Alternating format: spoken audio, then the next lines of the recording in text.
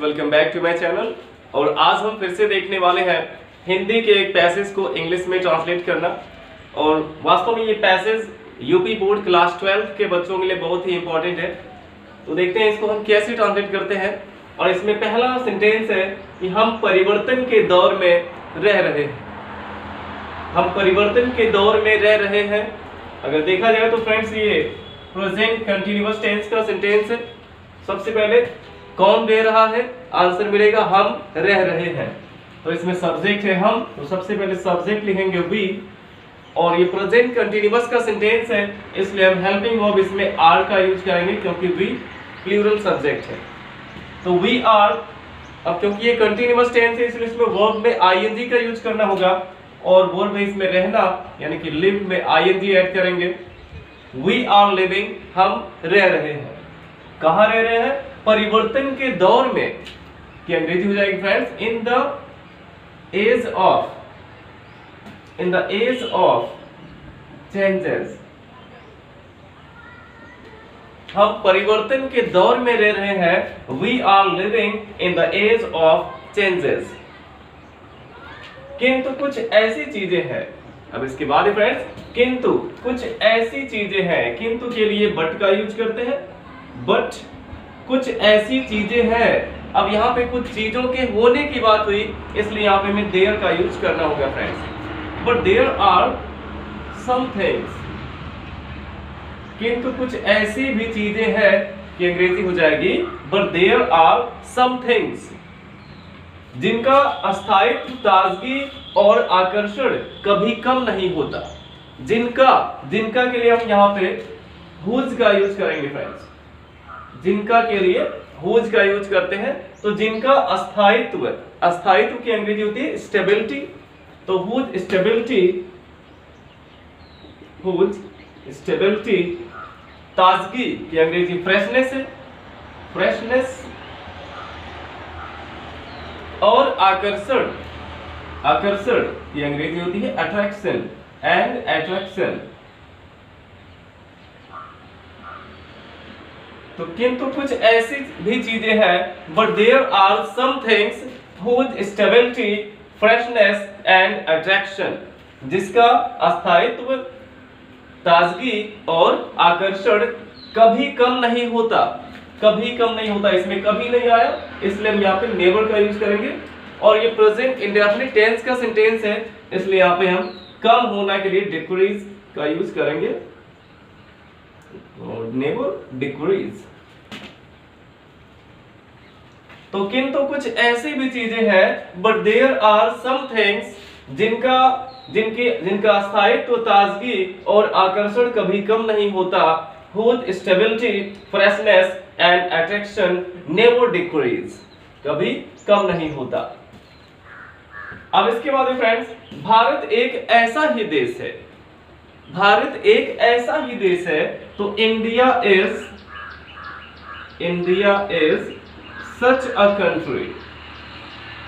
भारत एक ऐसा ही देश है कि अंग्रेजी बनेगी friends India is such a country. Bharat एक ऐसा ही देश है। तो अगला सेंटेंस है फ्रेंड्स एक ही समय पुरातन एवं नवीन, अर्थात एक ही टाइम में पुराना भी है और नया भी है। और ये बात किसके लिए कही गई? इंडिया के लिए कही गई है। तो यहाँ पे इंडिया के लिए प्रोनाउन इट का यूज कर देते हैं। इट इज यानी कि यह है, क्या है? पुरातन एवं नवीन, यानी कि एंशिएंट एंड न्यू। अब एक ही समय में की अंग्रेजी हो जाएगी at the same time. At the same time, एक ही समय में पुरातन एवं नवीन। तो it is ancient and new at the same time. अब इसके बाद फ्रेंड्स देश के नालंदा, तक्षशिला और विक्रमशिला जैसे विश्वविद्यालयों का समृद्ध इतिहास रहा है। तो इसमें हम फ्रेंड्स देयर को यहां भी हम सब्जेक्ट बना सकते हैं। यहां पे हम स्टार्टिंग करेंगे देयर से, क्योंकि इसमें कोई सटीक सब्जेक्ट नहीं मिल रहा है, इसलिए यहां पे हम देयर को सब्जेक्ट मान लेंगे। और रहा है आया हुआ है लास्ट में, तो यहाँ पे हमें हैज बीन या हैव बीन का यूज करना होगा। तो देयर हैज बीन, रहा है के लिए has been, there has been रहा है, क्या रहा है, एक समृद्ध इतिहास, यानी कि अ प्रॉस्पेरस, समृद्ध की अंग्रेजी होती है प्रॉस्पेरस, तो there has been a prosperous history, समृद्ध इतिहास रहा है। अब किसका रहा है, तक्षशिला, नालंदा, तक्षशिला और विक्रमशिला जैसे महाविद्यालयों का, of the university, of the university, of the university of Nalanda, Takshashila, of the Nalanda, Takshashila and Vikramshila, and Vikramshila। अब देश के है, यानी कि of the country, of the country. तो ये हमारा सेंटेंस था फ्रेंड कि देश के नालंदा, तक्षशिला और विक्रमशिला जैसे विश्वविद्यालयों का समृद्ध इतिहास रहा है। तो यहाँ पे रहा है आया हुआ, यानी कि एक प्राचीन समय से अभी तक चलता आ रहा है, तो यानी कि ये परफेक्ट कंटिन्यूअस का सेंटेंस है। इसमें हमने देयर को सब्जेक्ट बनाया और उसके बाद हेल्पिंग ऑफ हैज बीन का यूज किया गया, किसके अकॉर्डिंग, अ प्रॉस्पेरस हिस्ट्री के अकॉर्डिंग। तो there has been a prosperous history, और किसका समृद्ध इतिहास रहा है, ऑफ द यूनिवर्सिटी, यहाँ पे द का भी यूज करेंगे friends, of the University of Nalanda, Takshashila and Vikramshila of the country। तो फ्रेंड्स इस तरह से हम इसको ट्रांसलेट करेंगे और आगे देखते हैं अगला सेंटेंस। इसका आप चाहें तो स्क्रीनशॉट भी ले सकते हैं। हाँ तो फ्रेंड्स अब अगला सेंटेंस है, आज हमें तकनीक के माध्यम से वर्तमान समस्याओं का समाधान कर भारत के प्राचीन गौरव की पुनर्स्थापना करनी है। तो सबसे पहले इसमें हम वर्ब के पास कौन लगा के क्वेश्चन कर लेते हैं, कौन या किसे लगा के। तो किसे पुनर्स्थापना करनी है, हमें पुनर्स्थापना करनी है। तो सबसे पहले हम इतना ही ट्रांसलेट करेंगे कि हमें पुनर्स्थापना करनी है। तो सबसे पहले हमें के लिए सब्जेक्ट हो जाएगा वी, और करनी है इसके लिए have to, we have to. पुनर्स्थापना करना की अंग्रेजी रीलोकेट का यूज कर सकते हैं, रीलोकेट या रीएस्टैब्लिश का यूज कर सकते हैं। तो वी हैव टू रीलोकेट, हमें पुनर्स्थापना करनी है। अब किसकी पुनर्स्थापना करनी है, भारत के प्राचीन गौरव की। We have to relocate the ancient glory, प्राचीन गौरव की अंग्रेजी हो जाएगी एंशिएंट ग्लोरी, गौरव या वैभव की अंग्रेजी ग्लोरी होती है। तो we have to relocate the ancient glory, Bharat के ऑफ इंडिया।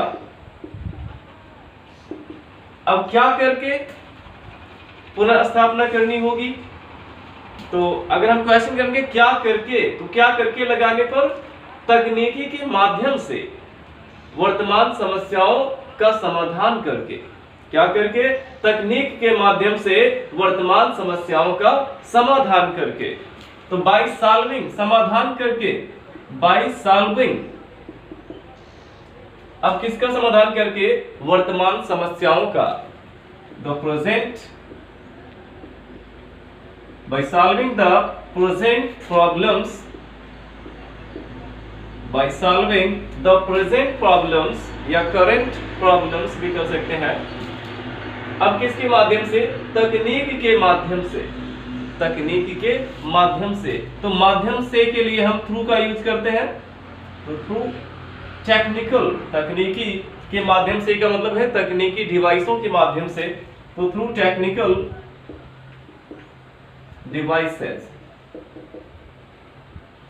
तो ये हमारा सेंटेंस बना फ्रेंड्स कि we have to relocate the ancient glory of India by solving the present problems through technical devices। अर्थात आज हमें तकनीक के माध्यम से वर्तमान समस्याओं का समाधान कर भारत के प्राचीन गौरव की पुनर्स्थापना करनी है। उसे हमने कैसे ट्रांसलेट किया? सबसे पहले क्वेश्चन किया गया किसे पुनर्स्थापना करनी है, तो हमें आंसर मिला कि हमें पुनर्स्थापना करनी है। ये अंग्रेजी हो गई वी हैव टू रीलोकेट। अब किसकी पुनर्स्थापना करनी है? भारत के प्राचीन गौरव की, the ancient glory of India. अब क्या करके पुनर्स्थापना करनी है? तकनीक के माध्यम से वर्तमान समस्याओं का समाधान करके। तो समाधान करके के लिए by solving the present problems. अब किसके माध्यम से? तकनीक के माध्यम से, थ्रू टेक्निकल डिवाइसेस। देखते हैं फ्रेंड्स, आप इसका स्क्रीनशॉट ले सकते हैं। हाँ तो फ्रेंड्स, अब हम इसका लास्ट सेंटेंस देखते हैं, और ये पूरा एक ही सेंटेंस है जिसमें सबसे पहले आया हुआ है हमें पुनः विश्व में भारतीय ज्ञान की श्रेष्ठता सिद्ध करनी है। तो हमें पुनः के लिए हो जाएगा वी अगेन सिद्ध करनी है आया, यानी कि यहाँ पे हमें हैव टू का यूज करना है। जब भी सेंटेंस के लास्ट में ना है, नी है, ने है आता है, तो उसके लिए हम हैज टू या हैव टू का यूज करते हैं। तो वी अगेन हैव टू, और सिद्ध करनी है, और सिद्ध करना की अंग्रेजी प्रूव होती है। तो we again have to prove, हमें पुनः सिद्ध करनी है। क्या सिद्ध करनी है? भारतीय ज्ञान की श्रेष्ठता। तो द सुप्रीमेसी, श्रेष्ठता की अंग्रेजी होती है supremacy. The supremacy of India, भारतीय ज्ञान की है तो of Indian knowledge, the supremacy of Indian knowledge. तो वी हैव टू प्रूव, हमें सिद्ध करनी है the supremacy of Indian knowledge, यानी भारतीय ज्ञान की श्रेष्ठता। अब बचा हुआ है विश्व में, विश्व में के लिए इन द वर्ल्ड। तो ये हमारा सेंटेंस था फ्रेंड्स कि हमें पुनः विश्व में भारतीय ज्ञान की श्रेष्ठता सिद्ध करनी है। और यहाँ पे प्रूव एक वर्ब है, और the supremacy of Indian knowledge ये हमारा ऑब्जेक्ट है। और वर्ब और ऑब्जेक्ट इन दोनों के बीच में हम कोई भी एडवर्ब का यूज नहीं कर सकते हैं, इसलिए हमने यहाँ पे सब्जेक्ट के तुरंत बाद अगेन का यूज कर दिया है। या फिर इसको चाहते तो एकदम लास्ट में भी, यानी कि ऑब्जेक्ट के बाद भी लगा सकते थे। तो we again have to prove the supremacy of Indian knowledge, हमें भारतीय ज्ञान की श्रेष्ठता को पुनः सिद्ध करनी है इन द वर्ल्ड, यानी संसार में, विश्व में। अब इसके आगे है फ्रेंड्स, और ऐसा तभी संभव है, और ऐसा तभी संभव है, and it is possible, and it is possible. और तभी के लिए हम यहाँ पे सीधे when का यूज कर देंगे, and it is possible when, और ऐसा तभी संभव है जब हम अतीत के स्वर्णिम पृष्ठों को पलटकर वर्तमान के संदर्भ में उन्हें योजित कर सके, या योजित करें। तो योजित करना का मतलब ऐड करना है फ्रेंड, जोड़ना है।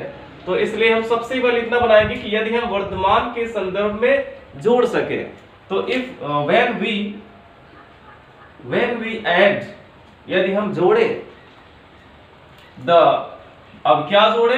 वर्तमान के संदर्भ में, in the reference, when we add the reference, when we add the reference of, और वर्तमान के संदर्भ में यानी कि of present, when we add the reference of present, यदि हम वर्तमान के संदर्भ में जोड़े, क्या जोड़े? कैसे जोड़े? अतीत के स्वर्णिम पृष्ठों को पलटकर, अतीत के स्वर्णिम पृष्ठों को पलटकर, क्या करके लगाने में हमें आंसर मिला? अतीत के स्वर्णिम पृष्ठों को पलटकर। तो यहाँ पे हम बाय प्लस वर्ब में आईजी का यूज करेंगे। तो bye turning over, bye turning over, स्वर्णिम पृष्ठ कहा गया, तो bye turning over the golden chapter, the golden chapter, और किसके? अतीत के, of the past, of the past. तो ये सेंटेंस था फ्रेंड्स कि ऐसा तभी संभव है। इसके लिए हमने यहाँ पे लिखा एंड इट इज पॉसिबल जब हम अतीत के स्वर्णिम पृष्ठों को पलटकर वर्तमान के संदर्भ में उन्हें योजित कर सके। तो इसमें सबसे पहले हमने बनाया कि यदि हम योजित करें, when we add, क्या योजित करें, वर्तमान के संदर्भ में the reference of present, तो क्या करके योजित करें, अतीत के स्वर्णिम पृष्ठों को पलटकर। इसके लिए हमने लिखा by turning over the golden chapters of the past, पृष्ठों है तो यहाँ पे चैप्टर्स कर देंगे, by turning over the golden chapters of the past। तो फ्रेंड्स इस तरह से हम इस पैसेज को ट्रांसलेट करेंगे। आई होप आपको समझ में आया होगा, और अगर आपको इसमें से कोई भी क्वेश्चन, कोई भी चीज अगर आपको नहीं समझ में आया तो आप कमेंट बॉक्स में उसे जरूर पूछें और मैं उसका रिप्लाई जरूर करूंगा फ्रेंड्स। Thanks for watching.